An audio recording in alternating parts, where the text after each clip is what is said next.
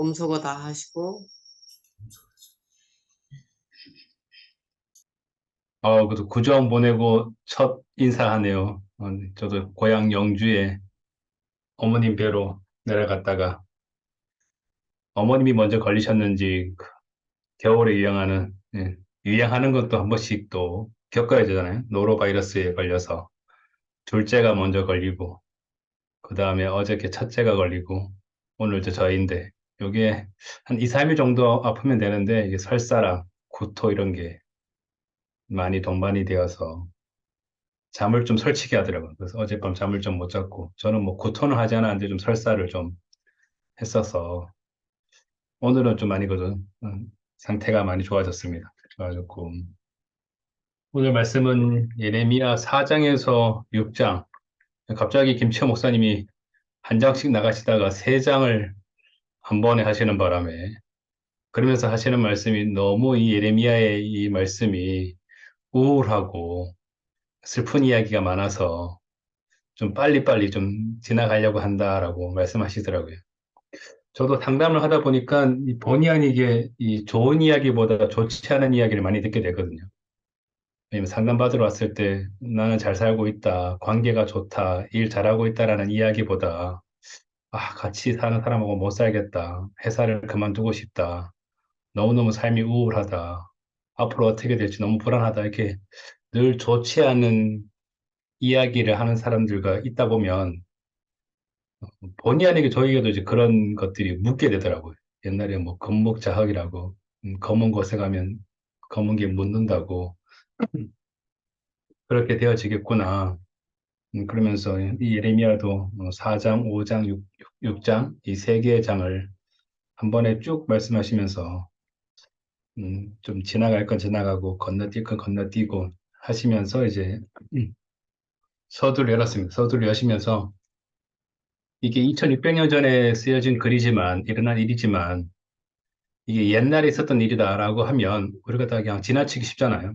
나와 상관없는 이야기, 그냥 예전에 있었던 이야기, 지금은 그런 일이 없는 이야기라고 생각하면 그냥 역사적으로 그냥 그런 일이 있었구나, 그런 사건이 있었구나, 유다 민족이 멸망했구나라고 끝날 텐데 우리가 이 말씀을 그렇게 듣는 것이 아니라 오늘 나에게도 적용되어지는 지금 나에게 하시는 말씀으로 우리가 듣게 된다면 하나도 버릴 것이 없고 흘릴 것이 없는 그 귀한 말씀으로 우리가 듣게 된다는 거예요. 듣게 되고.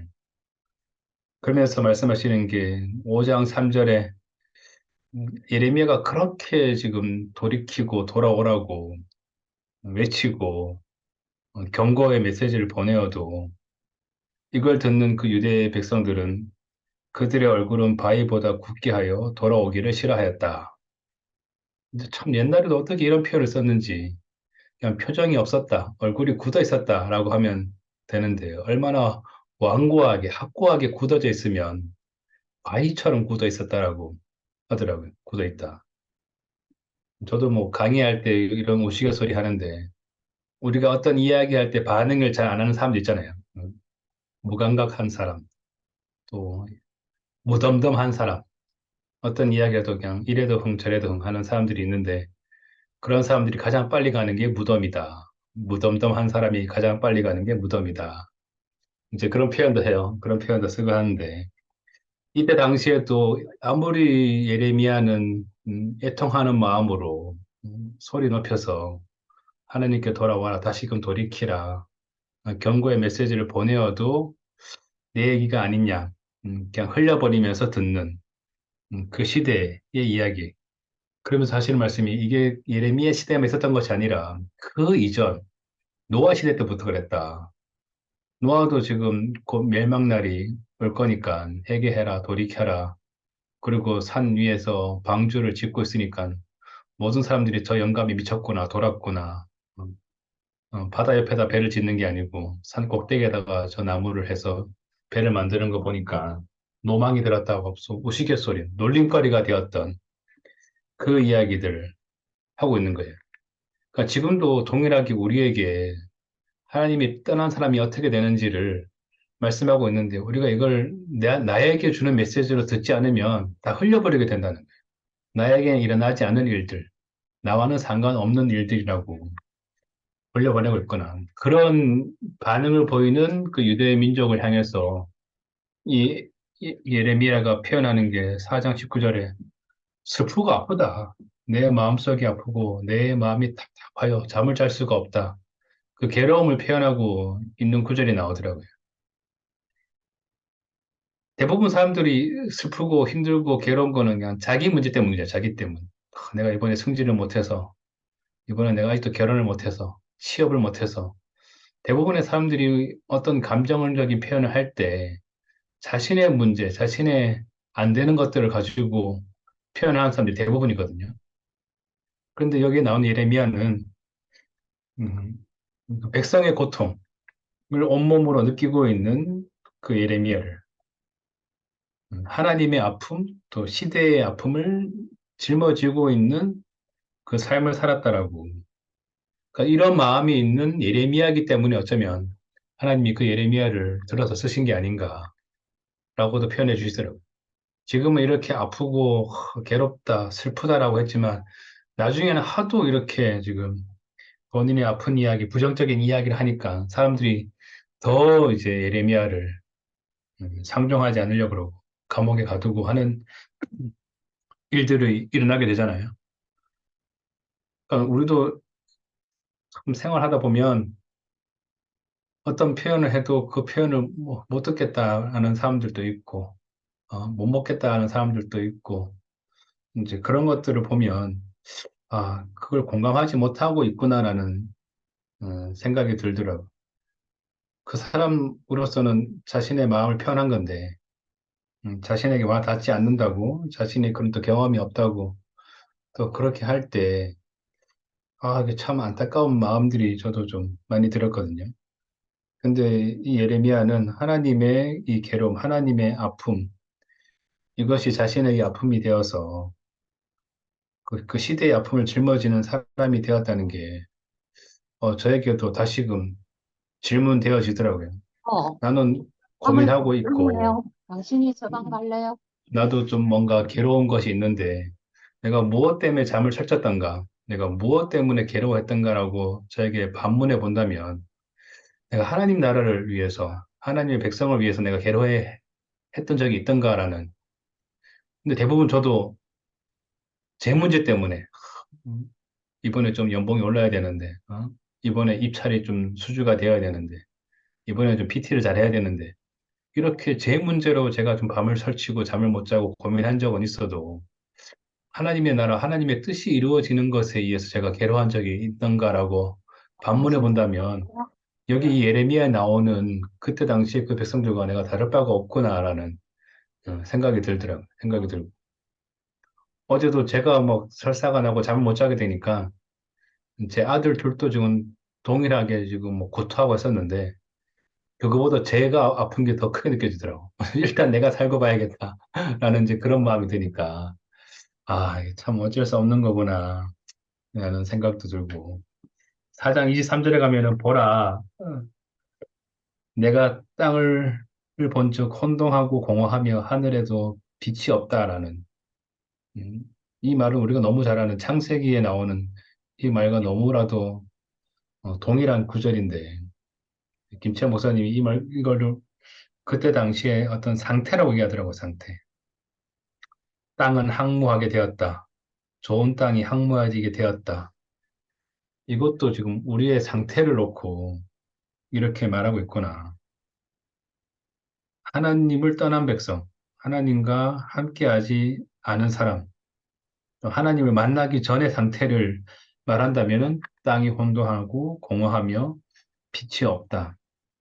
이게 하나님을 만나기 전에 만나지 못한 사람들의 상태를 말하는 거다라고 딱 표현해 주시니까 이게 더 확 다가오더라고요.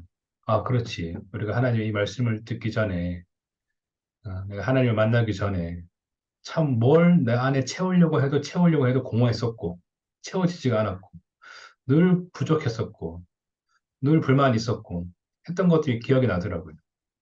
지금은 우리 카톡방에 보면은 늘 감사가 넘치잖아요. 우리 지금 청년부 방에는 우리 강식 형님이 늘 아침을 열어주시거든요. 어, 날씨가 안 좋아도, 내 몸이 천근만근 무거워도 앞에는 꼭 그렇게 표현을 해야 하게. 오늘 날씨가 우울하다, 뭐, 날씨가 흐리다, 오늘은 일어나기가 너무 힘들었다, 이렇게 하는데 항상 뒤에는 감사하다라고 쓰더라고. 야, 이거 진짜 우리가 하나님을 만나게 된 사람, 이 말씀을 듣게 된 사람들이 자연스럽게 이런 표현들이 쓰여지는구나. 공허하고, 우리가 혼돈스러웠고, 빛이 없어 깜깜했던 우리의 인생이 이 빛이 들어오게 되니까 이 혼돈이 사라지고, 이 공허가 사라지고, 감사가 남는 사람이 되었다는 게 더 깊이 깊이 이제 알아지는 그런 걸로 지금 우리가 이 현재적으로 지금 경험하고 있구나, 살아내고 있구나라는 게 더 깊이 알아졌습니다. 그러면서 5장 1절에 가니까는 하나님이 예레미야한테 얘기하시는 것 같아요.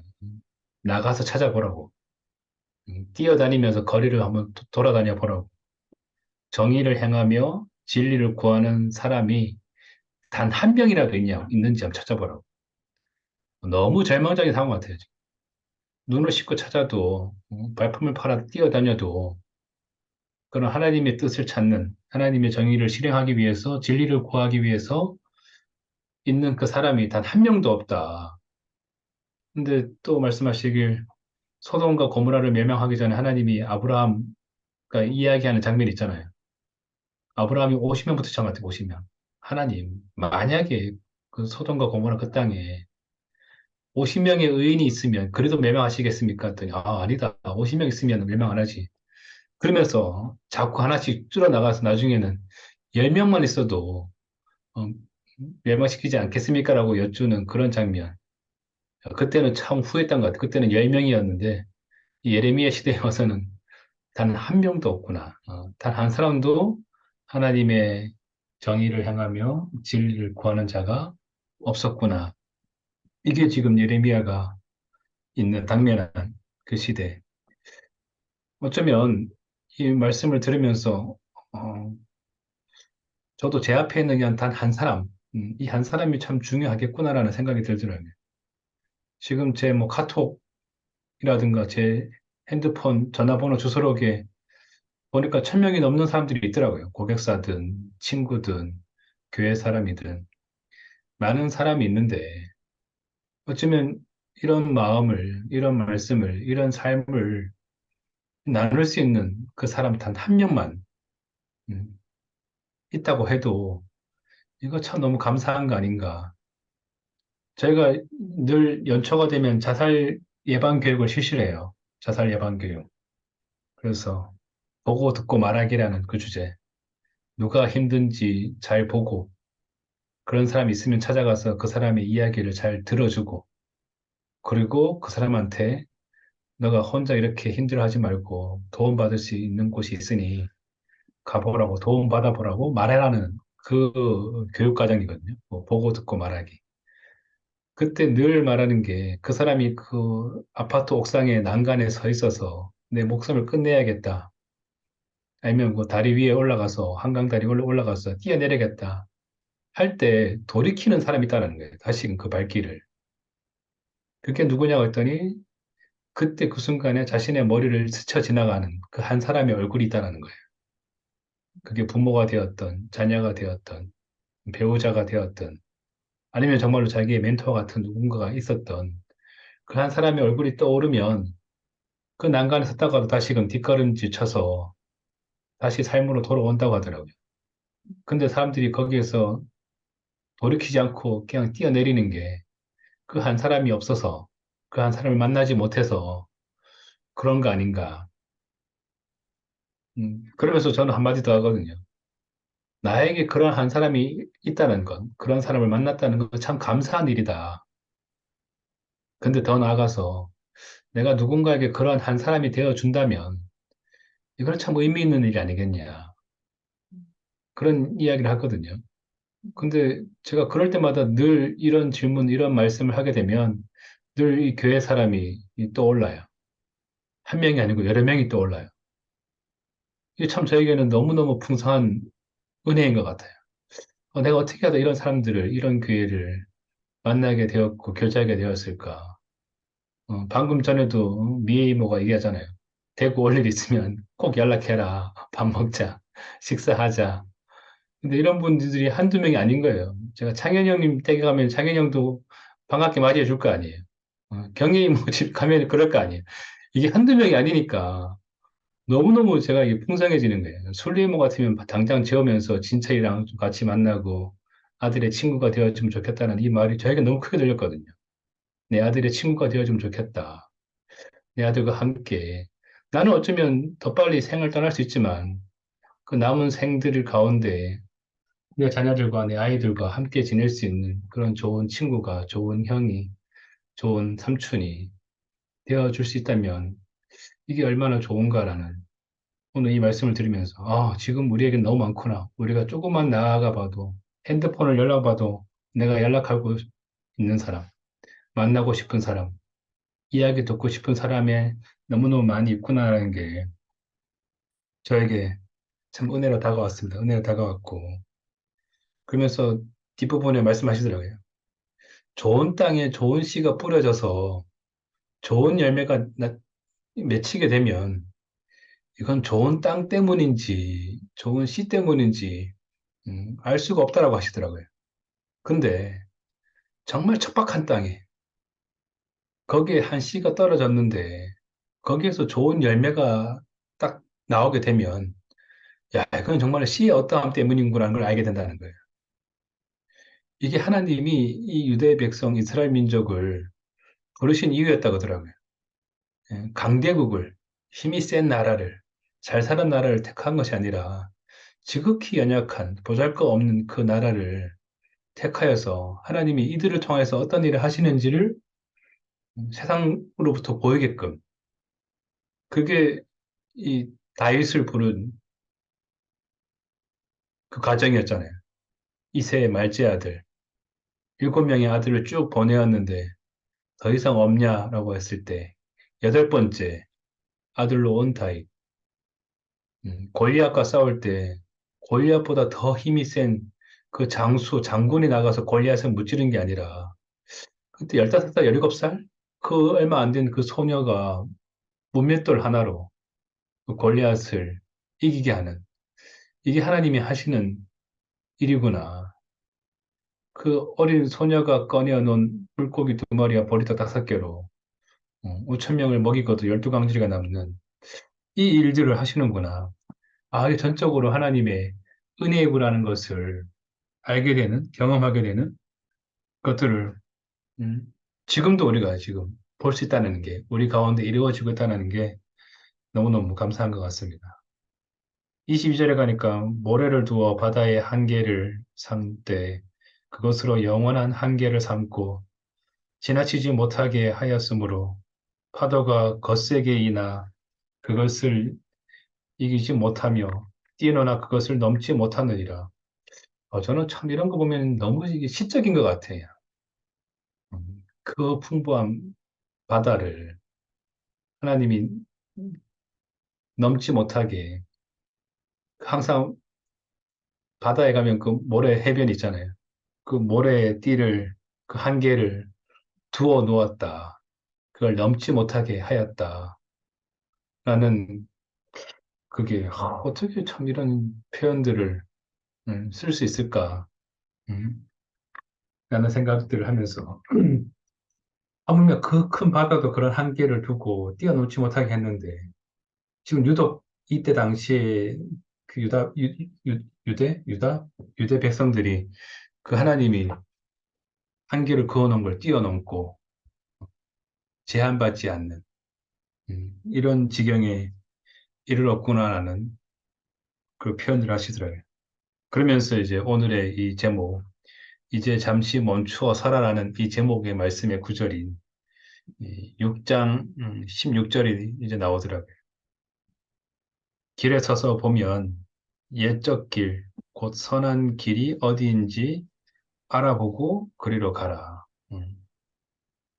길에 서서 음, 이 멈추어 서다. 제가 이때 수요 예배 때 제가 퇴근하면서 운전하면서 이 말씀을 들었었거든요.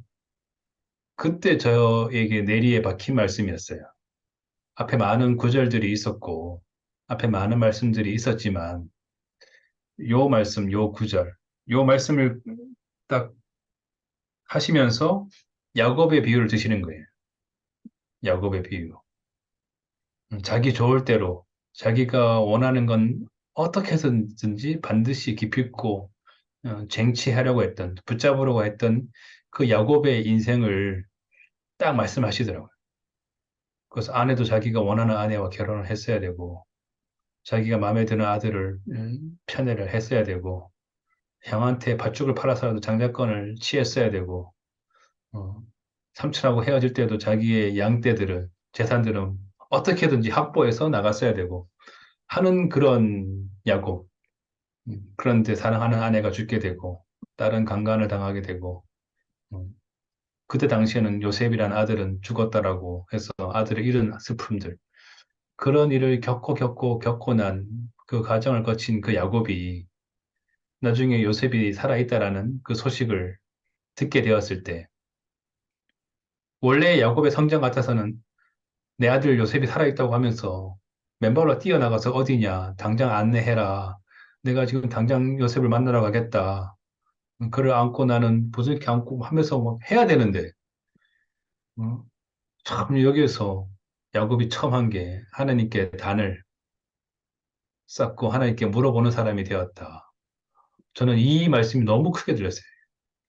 그 다시 오늘 이 말씀을 준비하면서 요 표현 나오는 그 장면에 가게 되니까 다시금 저도 기억나더라고요. 아, 맞다. 내가 그때 그때가 마침 딱 주차하는 시기 때였거든요.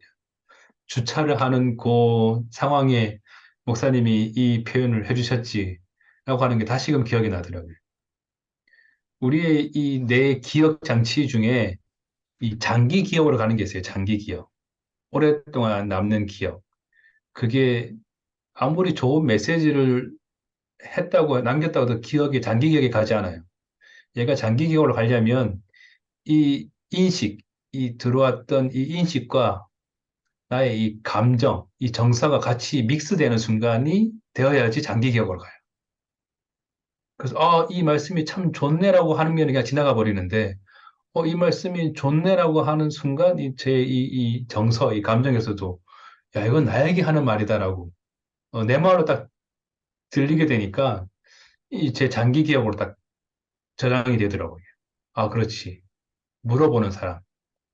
음, 그 길에 서서, 내가 여기 갈 거야, 저리 갈 거야, 내 마음대로 하는 사람이 아니라, 잠시 멈춰 서서, 어떻게 해야 될지, 어디로 가야 될지 물어볼 수 있는, 하나님께 여쭤볼 수 있는, 단을 쌓는 그 사람이 하나님이 찾는 사람이구나.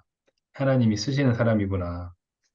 라는 것이 저에게 더 깊이 알아지게 되는. 그래서 김치환 목사님도 요 구절을 들어서 이 예레미야 네 번째 4장에서 6장의 이 말씀, 이 제목을 이제 잠시 멈추어 서라 라는 이 말씀으로 한 것이 아닌가 라는 생각이 들더라고요. 저도 저에게 되어지는 어떤 여러 가지 일들이 있을 때 제 마음대로 하고 싶은 생각이 막 들었었잖아요. 불과 2주 전인가요? 3주 전인가 여기서 간증할 때 제 아내와의 관계에서 정말로 그냥 제 마음대로 내가 더 이상 못 살겠다 이렇게 통제받고 제한받고 하면서 내가 너무 숨막힌다. 나는 지금 전혀 행복하지가 않다 하면서 온갖 뭐 지금 막 부정들을 막 쌓아두면서 폭발하기 일보 직전의 그 지경까지 갔었잖아요. 그래서 조금만 한 번만 더 건드리기만 건드려 내가 이 내관을 터뜨려서 이 폭발시킨다는 게 나도 다치게 하지만 너도 다치게 하겠다. 이게 지금 폭발이거든요, 지금. 근데 그때 제가 이걸 표현했잖아요, 이렇게. 제가 좀 이런 상태입니다. 이런 마음이 들고 있습니다. 라고 이런 표현을 했는데 정말로 여기 계신 이 방에 계신 많은 분들이 저는 어떻게 그런 마음들을 저에게 보여주신지 모르겠어요. 근데 지금 와서 생각해 보니까 성진 삼촌이 늘 말하는 그 가난한 마음, 더 요즘 말씀하시는 그 아버지의 마음, 아버지의 마음을 갖고 저에게 오셨구나. 그 아버지의 마음을 갖고 저에게 지금 말씀해 주시는구나. 그게 너무 저에게는 너무너무 큰 감동으로 다가오는 거예요. 물밀듯이 오더라고, 그게 막. 그러면서 저에게도 정말로 그때 없었던 그 아버지 마음이 와이프, 아내에게 나갔다니까요. 내가 남편으로서는 지금 아내가 너가 이것도 부족해, 이것도 못해, 이것도 안 맞춰줘 하면서 했는데, 제가 아버지 마음을 갖고 또 보니까, 우리 아내도 그 어린 딸 시절 때 그런 아픔이 있었겠구나, 그런 상처가 있었겠구나, 그런 불안함이 있었겠구나, 그런 외로움이 있었겠구나, 라고 그 마음이 막 만져지는데, 제가 막 눈물이 막 나더라고요, 눈물이. 정말 이게 저에게는 그동안 경험해보셨던 늘 저는 남편과 아내에서의 남편에서의 어떤 요구들, 아내로서 해야 될 어떤 도리들, 이런 것들만 자꾸 요구하고 그것을 바랬던 것 같은데, 그게 아니라 내가 받았던 그 아버지의 마음을, 나도 또 그 아버지의 마음으로 또 만나게 되는 그 과정을 요 몇 주, 한 2주 사이에 겪게 되니까 그 이후부터 좀 모르겠어요. 지금까지는. 앞으로는 어떻게 될지 모르겠지만, 뭐 장담하지 마라 그랬으니까 앞으로는 어떻게 되면 지금까지는 제가 전혀 동의함이 없더라고. 정말 신기한 경험이에요. 원래 이게 잠시 잠깐 가다가 또 뭔가 못마땅한 게 올라와야 되는데, 지금까지는 없어요. 이게 참, 이게 흘러나오는 것 같아요. 정말로 김치호 목사님이 지지난주 수요일에 말씀하셨나? 퍼내고 퍼내고 퍼내면 고갈되어지는 그 웅덩이의 물이 아니라, 퍼내고 퍼내고 퍼내고 퍼내어도 마르지 않는 그 샘물 같은 말씀. 그게 하나님 마음이잖아요. 이렇게 지금 이스라엘 백성이, 유대 민족이 하나님을 배역하고 우상을 섬기고 아무리 돌이키라고 외쳐도 돌아오지 않는 그들을 원래는 내팽개치고 멸망시켜버리고 끝내버려야 되는데 다시금 돌이키라, 다시금 돌아오라. 나는 지금도 여전히 기다리고 있다라는 이 말씀을 표현해 주시는 걸 보면서 야, 마르지 않는 샘이구나. 마르지 않는 그 샘에서 그 샘물이 넘쳐서 넘쳐서 넘쳐서 나에게까지 또 나를 적시고 있구나라고 하니까 너무너무 은혜가 되고 감동이 되어집니다. 그래서 마무리하실 때 하나님의 손에 붙들린 사람, 하나님과 함께 근심하고 애통하는 사람, 그리고 다른 사람의 아픔을 같이 아파하고, 이게 저는 한 몸인 것 같아요. 우리가 늘 한 몸이다, 한 지체다, 이 말로만 할 게 아니라, 정말 내 앞에 있는 이 형제가 내 지체라고 한다면, 우리가 한 몸이라고 한다면, 그들의 아픔이 나의 아픔이 되는 건 당연한 것 같아요. 그들의 아픔이 내가 모른 척 할 수가 없는 것 같아요. 그들의 아픔이 나의 아픔으로 느껴지고, 전달되어지고, 해서, 이렇게 하나님도 아파하셨구나. 하나님도 이렇게 외로워하셨구나. 이게 알아질 때 우리의 인생이 헛되지 않는다고 하시더라고요. 그리고 우리의 인생이 더 정결해지고 더 깨끗하게 되어진다. 너무너무 저는 그 말씀이 아멘이 되었어요. 아멘이 되었고.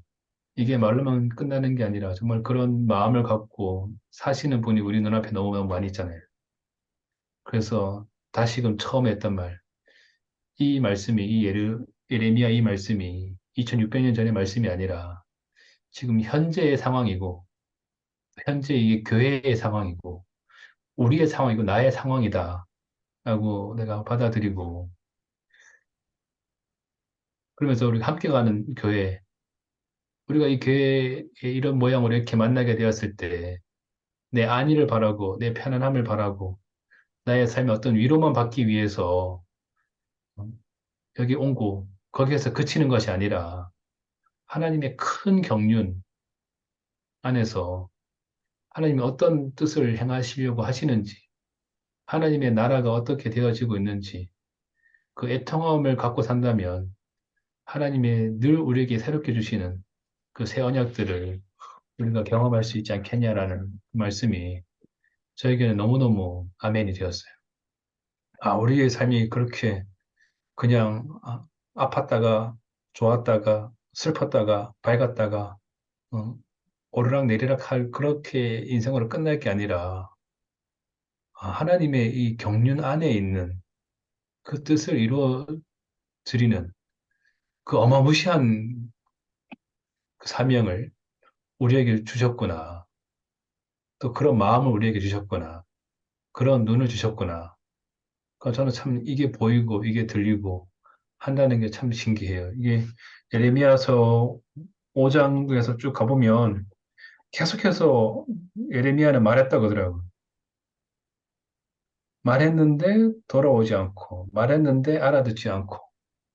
근데 저에게 어떻게 이 말씀이 들려서 함께 이런 교회 생활을 할 수 있게 되고, 또 이런 나눔을 할 수 있게 되었다는 게 저에게 너무너무 큰 복인 것 같습니다. 복인 것 같고.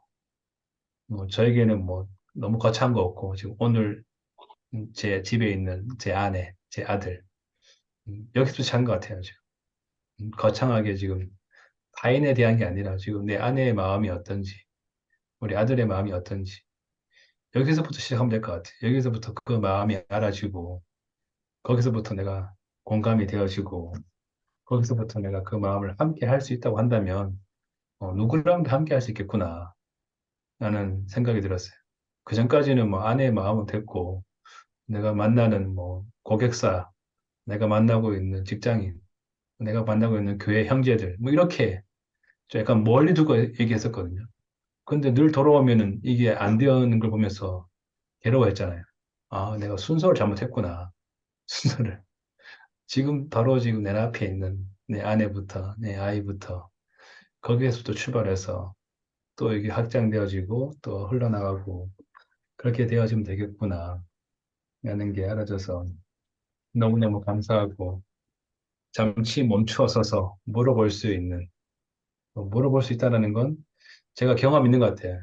내가 어떤 답을 찾는 것보다 물어봤을 때 나에게 내게 없는 그런 다른 마음들을 보여주시고 내가 인식하지 못한 새로운 그런 인식들을 저에게 주시는 그 더 좋은 것을 주시는 분이 있다는 것을 제가 경험했기 때문에 너무너무 자연스럽게 물어볼 수 있는 사람이 되었구나 라는 것도 저에게 너무너무 큰 은혜이고 감사한 생활인 것 같습니다. 네, 주님을 찬양합니다.